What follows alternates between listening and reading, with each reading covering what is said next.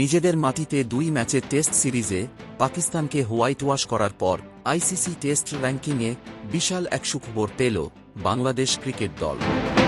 এই জয়ের ফলে 2 ধাপ এগিয়ে বাংলাদেশের টেস্ট ইতিহাসে সর্বোচ্চ অবস্থানে উঠে এসেছে নাজমুল হোসেন শান্তরা। ওয়েস্ট ইন্ডিজ ও পাকিস্তানকে পেছনে ফেলে 9ম স্থান থেকে 7ম স্থানে উঠে এসেছে টাইগাররা। অপরদিকে 6 থেকে 8-এ নেমে গেছে পাকিস্তান। 2 ম্যাচের টেস্ট সিরিজ জয়ের পর 14 পয়েন্ট যোগ হয়েছে বাংলাদেশের ঝুলিতে।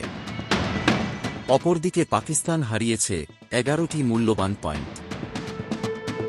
এছাড়াও পাকিস্তানকে হোয়াইট ওয়াশ করার পর শক্তিশালী ভারতকে টপকে আইসিসি টেস্ট চ্যাম্পিয়নশিপের 5ম স্থানে উঠে এসেছে শান্ত মিরাজরা।